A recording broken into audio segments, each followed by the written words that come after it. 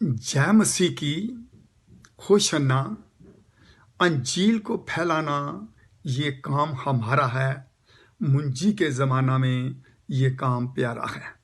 मेरा नाम एल्डर सज्जाद मसीह है और मैं आप सब मुकस्सिन की खिदमत अक़दस में सलाम पेश करता हूँ। और आज का अजीज़ो हमारा मजमून है पुश्तों की 3 कड़ियाँ।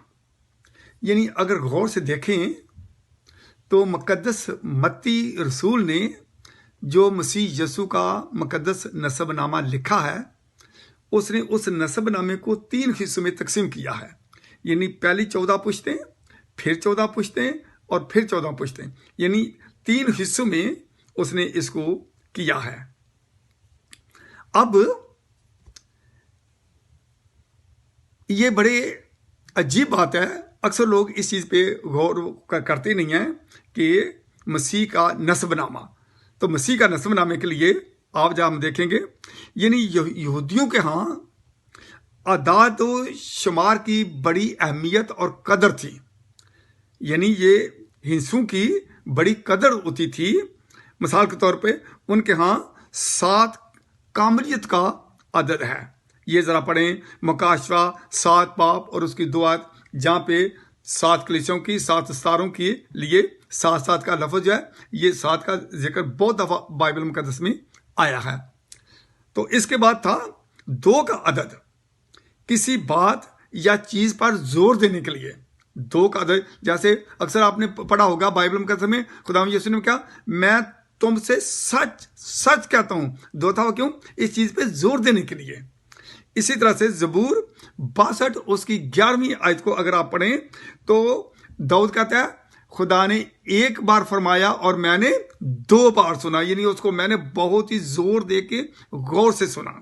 खुदा ने 1 बार फरमाया पर मैंने 2 बार उसको सुना, और कुदरत खुदा की है। ज़बूर 62 और उसकी 11 आयत में यह लिखा है।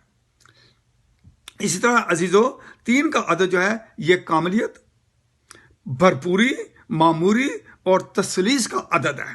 जैसे हम कहते हैं बाप, बेटा और रुल कुदरत, ये 3 का अदद है। ये तसलीस का अदद है।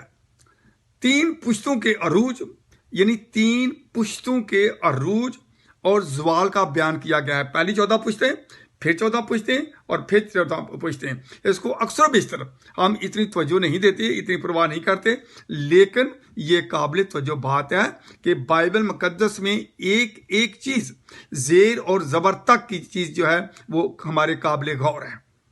तो अजीज़ों, पहली 14 पुश्तें इब्राहिम से दाऊद तक हुई। क्या मतलब है इसका कि इब्राहिम से दाऊद तक पहली 14 पुश्तों का जिक्र करने की क्या जरूरत थी? एक्चुअली ये सरफराजी की हालत को जाहिर करती है। इब्राहिम बड़ा सरफराज था, इसके बाद दाऊद तक सरफराज, क्योंकि दाऊद जो है वो बड़ा बादशाह था, उसने बहुत सी कौमों पर अपना अबूर हासिल किया हुआ था, तो उसका तख्त था। और इस तरह से दाऊद के वसीला से अरूज हासिल किया है। ये एक अरूज का दौर था। ये पहली 14 पुश्तें जिनका जिक्र हम कर रहे हैं, ये अरूज का दौर था। और दूसरी 14 पुश्तें जो थी वो था दाऊद से बाबल तक, बाबल जाने तक, यानी बाबल की असीरी में जाने तक की ये 14 पुश्तें वो थी। और वो इसलिए थी कि ये ज़वाल जो था, वो दौर जो था, ये तनज़ली को दौर था। गुनाह के बायस गिरावट, तनज़ली आई, गुनाह की वजह से ज़वाल हुआ और बनी इज़राइल असीरी में चले गए। आप सबको पता है कि नेहमिया ने, हिजकिय्येल ने बड़ी मनादी की कि 70 साल तक असीरी में चले जाओगे, मना हो जाओगे, लेकिन ये कौम मना ना हुई।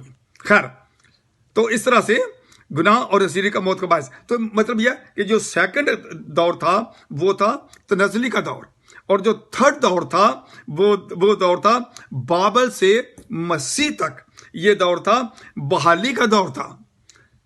कौम को अरूज मिला, यसु मसीह की पैदाइश हुई, गुनाह और इंसानी गुलामी से निजात मिली और फिर से अरूज हासिल हुआ। यानी पहली 14 पुश्तें जो थी वो अरूज का अरूज था, ये सरफराजी की हालत को ज़ाहिर करती हैं। और सेकंड वाली ये ज़वाल और तनज़्ज़ुल को ज़ाहिर करती हैं। और थर्ड वाली जो होती हैं, तीसरी 14 पुश्तें जो बाबल से मसीह तक की हैं, ये फिर से दोबारा बहाली शुरू हो गई। और हमारे लिए आज का सबक ये है कि यसु मसीह के नसबनामे खुदा के फजल का जवाब है। ना सिर्फ यहूदी बल्कि गैर कौम में भी इसमें शामिल हैं, गुनहगार भी शामिल हैं। ये अस्सीरी से बहाली का नसबनामा है। आए उसे कबूल करें और सबको गले लगाना चाहिए। उसमें यहूदी, गैर यहूदी, औरत, मर्द, रास्तबाज, गुनहगार एक हो जाते हैं, जैसा कि गलतियों 3:28 में भी लिखा हुआ है। और मेरी तरफ से आप सबको इन एडवांस बड़ा दिन मुबारक हो। आमीन।